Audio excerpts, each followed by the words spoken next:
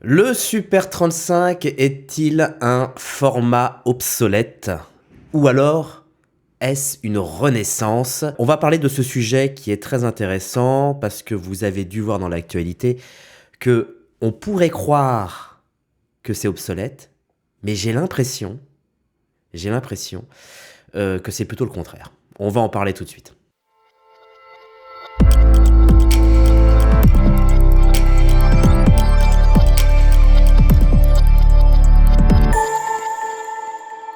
Bienvenue sur cette nouvelle vidéo où nous allons parler du Super 35 versus le LF. Le LF, le large format, donc les formats au-delà de Super 35. Alors, vous avez pu remarquer que dans l'évolution des caméras cinéma numériques, on est passé tranquillement du Super 35 sur des formats LF. On n'a qu'à voir ce qui s'est passé chez Arri avec la mini LF et la LF tout court. Les caméras Venice 1, Venice 2, et les RED avec les capteurs monstraux, c'est-à-dire que les trois gros piliers du cinéma numérique sont passés en LF. Mais voilà deux actualités qui viennent bouleverser un peu ce qu'on pourrait croire la mort du Super 35. C'est Arri avec sa nouvelle présentation de caméra, et pour le coup, grosse présentation de caméra parce que il n'y avait pas eu de renouveau depuis 12 ans, sur un capteur Super 35. Et voilà, petit pas, que RED fait aussi une mise à jour, un nouveau modèle de la Raptor en Super 35. Alors, qu'est-ce qui se passe? Revers de situation, on change le fusil d'épaule, le LF n'a plus la cote, l'effet de mode est passé. Alors, on va s'appuyer là-dessus sur un article sur Internet, et évidemment toutes les sources sont dans la description, où on va parler un peu de cette différence entre LF, Super 35, pourquoi, comment tout ça est arrivé. Alors on va s'appuyer sur un blog qui s'appelle YM Cinéma Magazine, qui parle du cinéma numérique, qui est très très intéressant, que je vous conseille. Évidemment toutes les sources sont dans la description de cette vidéo, où on parle du grand format, nouvelle norme ou obsolescence du Super 35. Donc voilà, donc il y a eu un épisode intitulé DCS Large Sensor Cinématographique, qui est qui est de la société Digital Cinema Society, qui a fait tout un bordel, toute une coopérative sur le large format, et qui se pose la question: est-ce que le grand format devient-il la norme, et le Super 35 peut-il être défini aujourd'hui, en 2022, comme obsolète? C'est vrai que moi, les derniers films que j'ai faits, le téléfilm France 3, il a été fait en capteur Dragon, donc au-delà du Super 35. Le Visiteur du futur, il a été en LF. Effectivement, les derniers projets que j'ai faits n'ont pas été faits en Super 35. Alors, c'est la présentation qui démontre les avantages, les différences esthétiques et techniques, ainsi que les défis de la prise de vue avec les capteurs de plus grand format par rapport au Super 35. Donc, ce qu'il ne faut pas oublier, c'est que déjà le Super 35, c'est un agrandissement du 35. C'est-à-dire que la différence entre le 35 mm et le Super 35, c'est un peu comme le Super 16 et le 16 mm, le Super 8 et le 8. C'est qu'à un moment donné, il y a un petit upgrade qui permet de gagner de la place sur la pellicule sans pour autant changer les cotes. Bon, à part évidemment un peu le 8 et le Super 8 où ça change un peu, mais on a juste dégagé la piste son qui prenait un peu trop de place sur la surface photosensible, et pour y mettre tout simplement un peu plus d'images. Donc on a fait une petite extension, un petit upgrade. Donc déjà le Super 35, c'est déjà une extension du 35 mm. Donc elle comprend, alors c'est tout un truc qui comprend des entretiens avec pas mal de directeurs photo, patati patata. Il y a une vidéo là-dessus qui est très intéressante à ce sujet, et qui précise que l'appareil photo qui a tout changé, en fait, le tournant de tout ça, c'est le Canon 5D Mark II.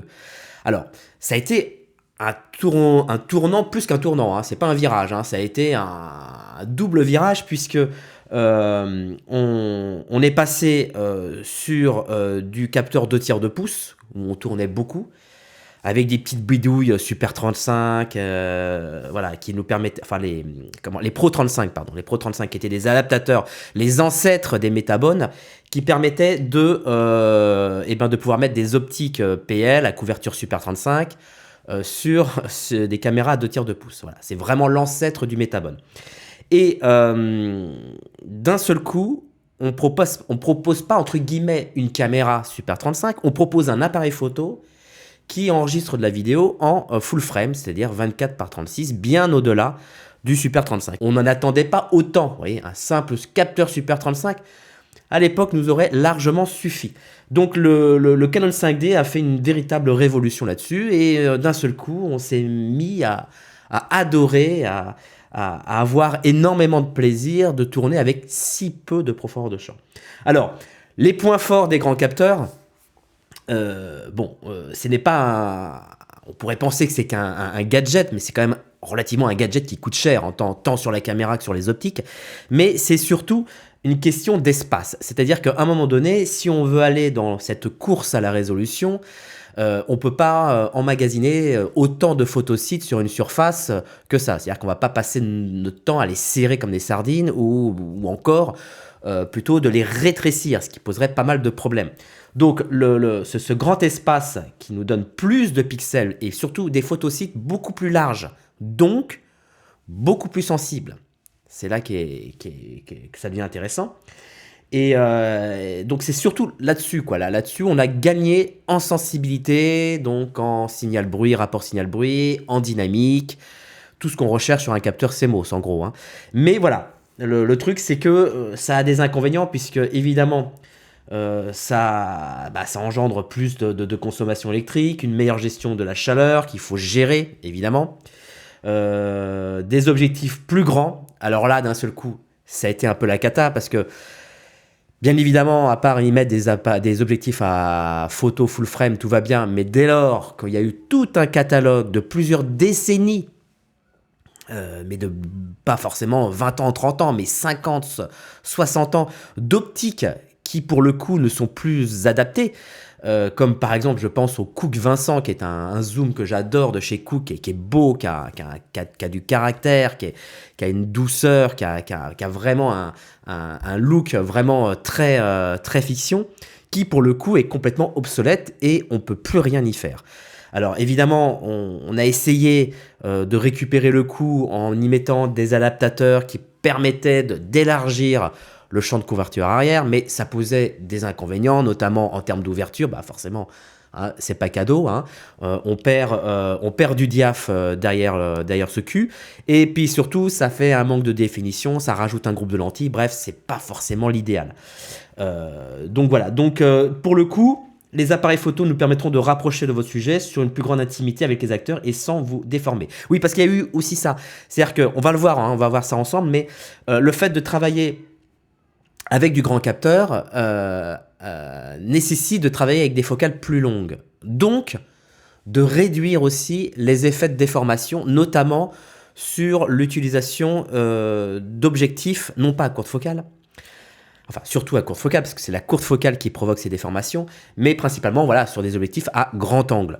Donc le LF, le capteur grand format, permet d'éviter ces genres de déformations. Et de plus, aussi, le principal avantage des grands capteurs est la faible profondeur de champ qui va jusqu'à x2, c'est-à-dire que pour tous ceux, un peu comme moi, c'est vrai que j'adore ça, qui adorent la faible profondeur de champ, qui adorent lorsqu'on fait un gros plan d'avoir énormément de flou et de jolis bokeh derrière, le LF, quand même, apporte cet avantage. Donc, on se dit que très certainement... on part dans cette direction. Alors, il y a un petit message assez rigolo sur les raisons de tourner en Super 35 parce que à l'époque, de nombreux films étaient tournés sur VistaVision et ce qui équivaut aujourd'hui au LF. Cependant, afin de faciliter le fonctionnement et le coût de fabrication du film, un film Super 35 a été produit et sa popularité a été considérablement augmentée. Oui, parce que forcément, l'un dans l'autre, entre le VistaVision et le Super 35 reste quand même économe par rapport à son apport de profondeur de champ, de grands capteurs, etc. Donc c'est une des raisons principales que les caméras Super 35 étaient les plus utilisées par les cinéastes.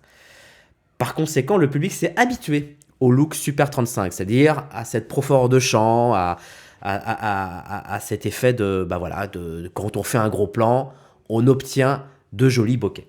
Voilà, donc le Canon 5D, donc marquant grand tournant, hein, l'appareil photo qui permet de filmer des vidéos en utilisant l'intégralité de son capteur plein format 35 mm. Je vous rappelle qu'on est quand même en 2008, hein, on n'est pas en 2022, on est en 2008, lorsque le Canon 5D fait croire cette blague à tout le monde qu'on peut faire de la vidéo, et tout le monde pense à une blague, mais en fin de compte, tout le monde se jette dessus parce qu'on est énormément en demande de ce genre de capteur, là où les constructeurs à l'époque n'avaient pas encore bien compris, quoi.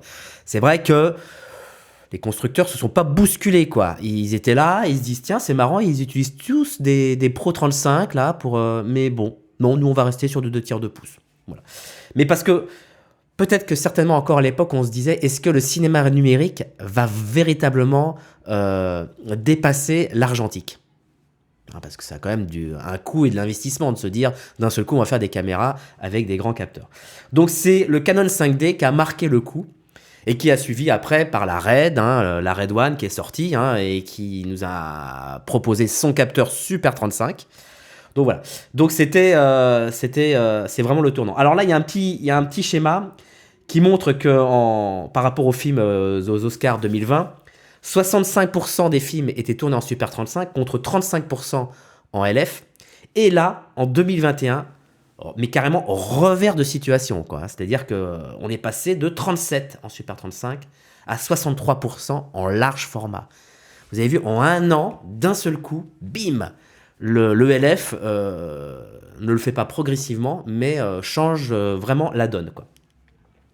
Et c'est là qu'on se pose la question, maintenant en 2022, sur un revers de situation, parce qu'on se dit quand même que Harry fait un geste courageux avec sa caméra Super 35 qui va être annoncée, je crois, aujourd'hui, hein, officiellement, qui annonce donc une caméra Super 35. Alors, ce qui est important, c'est que les caméras précédentes, les Alexa Mini, les Alexa XT que je possède, les Alexa classiques, possèdent, alors pas la classique, hein, non, pas la classique, mais les XT et les Mini, les Alexa Mini proposent un capteur au-delà du Super 35, puisque si vous prenez par exemple, si vous allez chez Puzzle et que vous louez la XT avec le Cooke Vincent, vous verrez que en 2K c'est nickel, mais lorsque vous allez passer en 3,2K ou en 3,4K en RAW, eh bien vous allez exploiter pratiquement la totalité du capteur. Et vous allez voir que votre Cooke Vincent va déjà commencer à vignetter sur les courtes focales. Donc c'est déjà un problème qui a été amorcé depuis plusieurs années, notamment sur les caméras Harry. Et de même avec les caméras Dragon de chez Red, où lorsqu'on est passé du capteur MX au capteur Dragon, on est passé en 6K et il n'est pas passé en LF ni en 24-36, mais il s'est agrandi. Voilà. De telle sorte que prendre du 6K avec un Cooke Vincent, c'est aussi un peu compliqué. Donc, on se pose la question, est-ce que le Super 35 est un format obsolète? Il semble que les directeurs de la photographie aient fait l'éloge du look and feel. Alors, on va en parler après. On va parler dans cette deuxième partie de vidéo réellement des atouts techniques, hein. On va rentrer dans la technique du large format versus Super 35. Et on a tous remarqué que, évidemment, tous les appareils photo hybrides, hein, je ne vais pas partir là-dessus, mais les S1H, les Sony A7S III et tous les hybrides sont partis sur du 24-36 ou du LF. Et on a la Venice 2 et toutes ces caméras qui partent tranquillement aussi sur du LF. Seuls les appareils comme la Red Komodo ou la Panasonic GH6 restent un peu dans des formats un peu en dessous Super 35 ou Micro 4 tiers.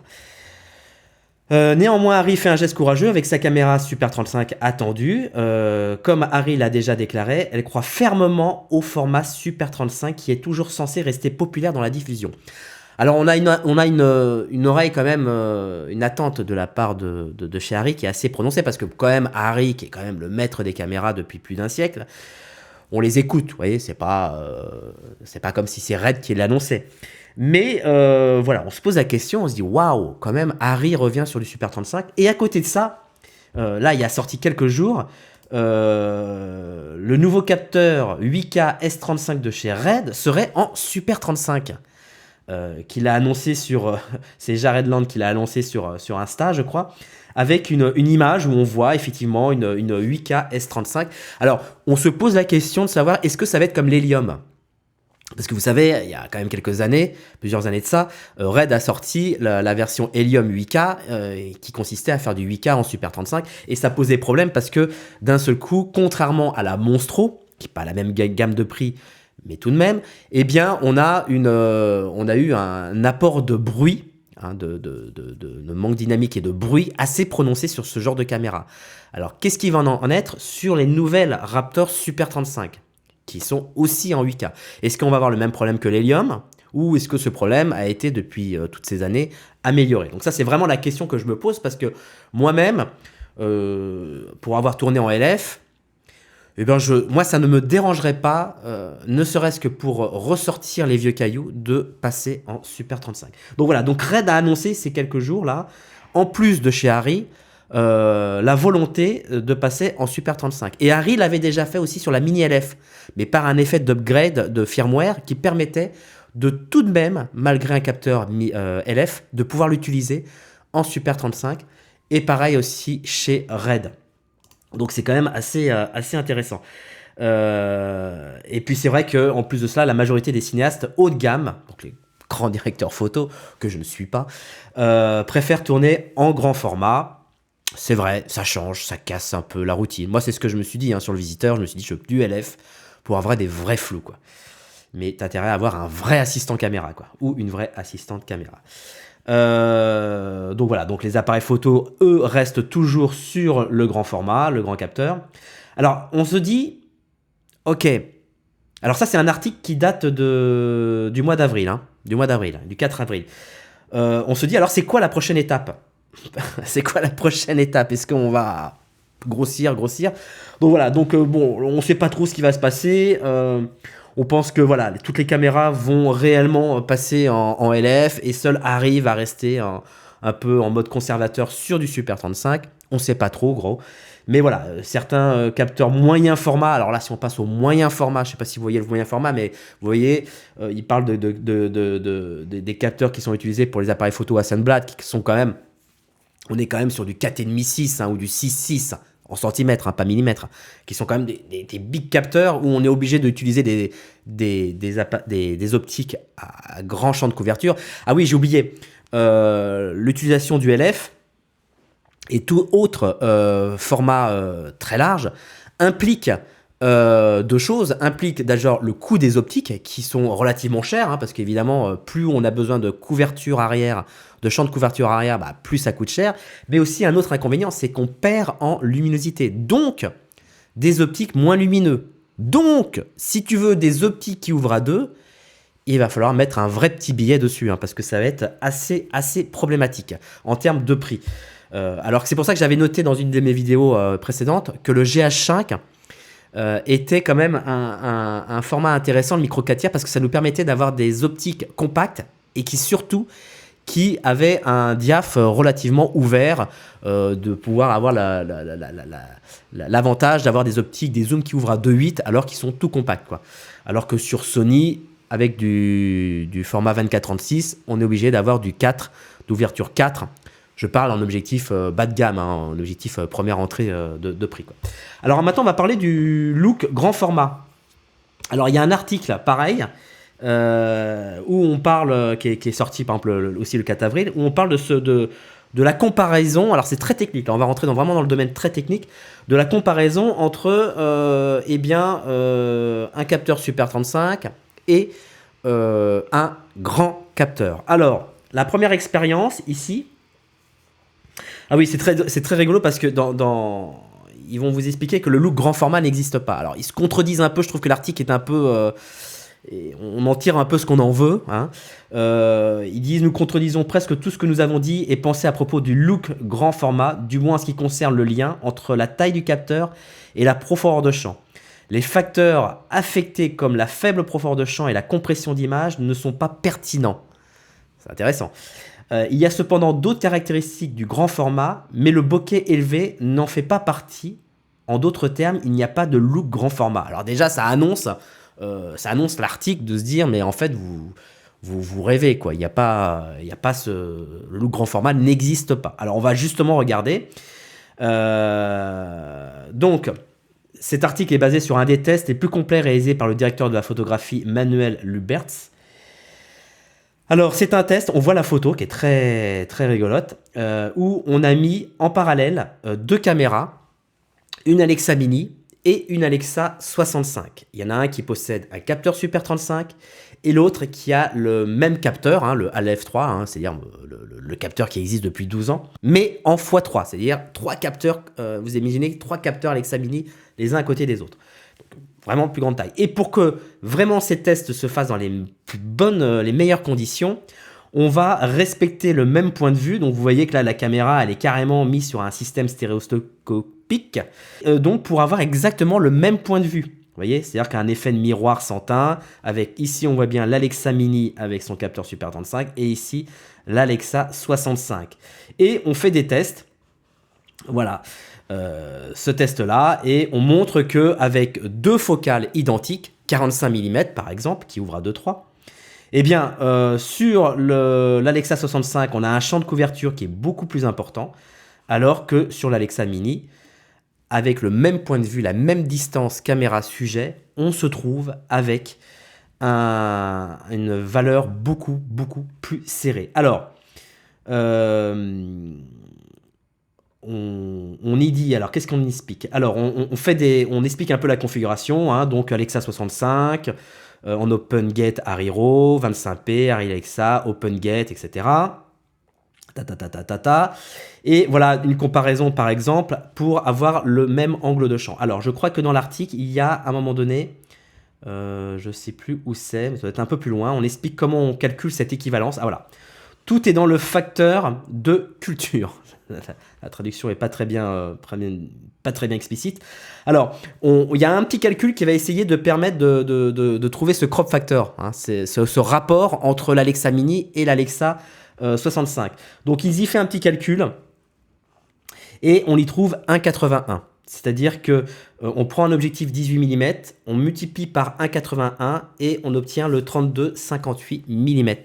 Ça veut dire que l'équivalent du 18 en termes d'angle de champ, c'est le 32,58. Donc évidemment, ils ont arrondi avec un 35 mm. Donc là, on y voit par exemple, toujours avec le même point de vue, mais avec 2 focales différentes, un 18 et un 35. Et forcément, sur le 18, donc on voit qu'on a à peu près la même perspective, mais on s'aperçoit que forcément, dans le 35, avec une ouverture constante de 2,8 sur les 2 cas, on y trouve un peu moins de profondeur de champ. Alors, c'est pas flagrant de ouf. Moi, je m'attendais à pire, hein, c'est marrant, mais quand même, voilà, on a un peu plus de flou dans l'Alexa 65 normal, puisqu'on utilise une focale pratiquement 2 fois plus longue. Voilà, pour évidemment obtenir un cadrage identique. Pareil ici, vous voyez, on le voit bien, la forme des bokehs. Le même angle de vue, plus de bokeh sur l'Arri 65 en raison d'un objectif plus long. Voilà. Le calcul du bokeh, donc le bokeh, je vous rappelle que c'est le cercle de flou. Hein. Lorsqu'un point est net, bah, ça fait un point, et lorsqu'il est flou, bah, ça fait un disque dans l'image qu'on appelle le bokeh. En raison de l'utilisation d'une focale 1,8 fois plus longue, pour obtenir la même angle de vue sur les 2 formats, vous obtenez une profondeur de champ plus faible sur l'Alexa 65. Le diamètre du cercle de flou d'un objet de mise au point de 1,8 fois plus grand sur l'Alexa 65 à l'arrière-plan semble plus flou. Alors, c'est là qu'il est dit que la profondeur de champ moins profond n'est pas atteinte par la taille du capteur plus grande, mais en raison de la distance focale plus longue dont ce grand capteur a besoin afin de cadrer le même objet par rapport au Super 35. Alors ça, c'est marrant parce que j'avais fait une vidéo il y a quelques années de ça, où j'expliquais que, la profondeur de champ ne dépendait pas de la taille du capteur. Là où il y avait beaucoup de lapsus, notamment chez les étudiants, qui pensaient que c'était la taille du capteur qui faisait évoluer cette profondeur de champ. Il n'en est rien, c'est la focale qui est mise et qui est adaptée par rapport à l'angle de vue qui provoque réellement ce changement de profondeur de champ. Alors, on va dire que c'est une conséquence parce que de toute manière, tu t'es obligé à un moment donné de modifier ta série de focales et donc d'utiliser des focales plus longues. Donc, d'une certaine manière, le grand capteur incite quand même à avoir des faibles profondeurs de champ, même s'il n'en est pas véritablement l'auteur. C'est ça qui est important de comprendre. Donc voilà, donc là, correspondance entre les formats. Donc pareil, il y a toujours ce même rapport, c'est assez linéaire. Pour faire correspondre la quantité de flou d'arrière-plan sur les deux formats, vous devez fermer l'ouverture de la valeur du facteur de recadrage de 1,8 fois. C'est-à-dire que si on veut non pas avoir forcément les mêmes cadrages, mais avoir la même profondeur de champ, eh bien, il faut fermer le diaph en le multipliant par 1,8. Donc ici, par exemple, on est tous les deux. Alors, il y en a un qui est fait au 35 mm, l'autre qui est fait au 70 mm. On va adapter la profondeur de champ du 70 mm au 35 mm, eh bien on va fermer un peu plus ici, donc 5,6 de diaph, alors qu'ici on est à 2,8, pour compenser ils ont mis un petit neutre, pour obtenir la même profondeur de champ. Alors ça c'est ça qui serait intéressant, parce qu'ils ont quand même fermé de 2 diaph, 5,6, 4, 2,8. Ce qui serait intéressant c'est de voir aussi la différence entre un micro 4 tiers, un GH5, et un capteur Super 35, de faire le calcul pour voir de combien de diaph il faudrait en équivalence. Donc encore une fois, on se répète, la taille du capteur n'affecte pas la profondeur de champ. Une idée fausse concernant la taille du capteur et la profondeur de champ, donc c'est ce que je viens d'expliquer. D'après le test, et comme expliqué plus haut, la taille du capteur n'a aucun effet sur la profondeur de champ. Un capteur plus grand oblige un cinéaste à modifier la distance de la caméra à un sujet ou à utiliser des objectifs plus longs pour produire des champs de vision similaires à un capteur plus petit. Voilà. Donc c'est réellement les focales qui vont être modifiées, qui vont jouer sur cette profondeur de champ. En effet, les capteurs plus grands nécessitent de se rapprocher de leur sujet ou d'utiliser une distance focale plus longue afin de remplir le cadre avec ce sujet pour le rendre similaire à du Super 35. Voilà, donc pareil, là on a fait des tests. Donc là c'est véritablement la même chose, sauf les focales qui diffèrent et on a compensé avec l'ouverture pour avoir la même profondeur de champ. Alors on pourrait s'amuser justement, en dehors de la profondeur de champ, de regarder ces deux images et de se dire, excepté la profondeur de champ qui évolue, quelle est la différence entre un capteur LF et un capteur Super 35. Moi, de ce que je vois, je ne vois pas trop de différence, je ne vois même pas de différence du tout. Donc voilà, ici on a fait, en revanche, on a fait le même exercice, mais on n'a pas fait la compensation de diaph. Donc effectivement là pour le coup, avec le LF, on voit moins de profondeur de champ derrière, des arrière-plans beaucoup plus flous, donc des premiers plans qui sont mis, à mon sens, beaucoup plus en valeur. Voilà. Alors maintenant, les caractéristiques du grand format. Un capteur plus grand a l'avantage de fournir une résolution native plus élevée. Bah oui, parce qu'on va y mettre beaucoup plus de photosites. Tout en restant capable de conserver une taille de pixels relativement grande. Forcément. À un moment donné, si vous voulez mettre plus d'étudiants dans une salle de classe, il va falloir agrandir les salles de classe. Ou alors, il faut virer les étudiants. En termes de perspective, l'image n'est influencé ni par la taille du format, ni par la distance focale, comme on le suppose souvent. Il n'y a qu'à voir cette image, ici, là, où on ne voit pas réellement de différence de perspective. Un changement de perspective ou une compression différente de l'espace ne peut être obtenu qu'en modifiant la distance de la caméra au sujet. Forcément. Ce qui s'appelle le point de vue. Comme démontré ci-dessus, les caméras à grand capteur permettent plus de liberté dans certains cas, mais cette phrase peut aussi se transformer en un débat sans fin. Voilà.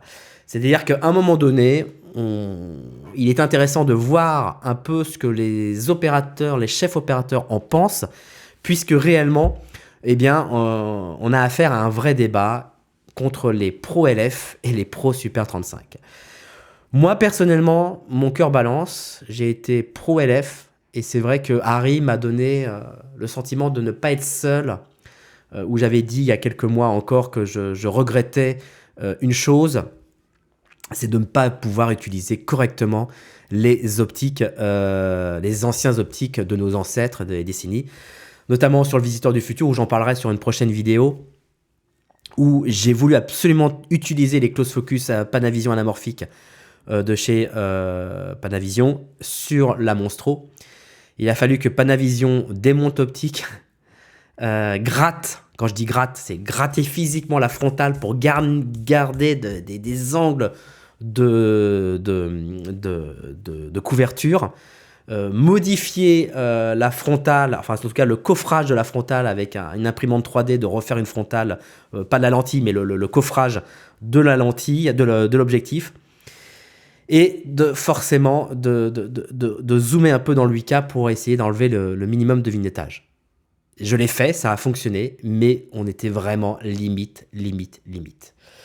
Et puis surtout, on était dans la limite. Donc la limite, c'est les aberrations chromatiques et tous les problèmes et les merdes qu'il y a à la fin de la couverture de champ de l'arrière de l'optique. Donc à la fin de couverture de champ, vous savez que l'image est toujours plus nette au centre et après part en couille sur les côtés. Donc justement, le part en couille, eh bien, j'ai dû l'utiliser.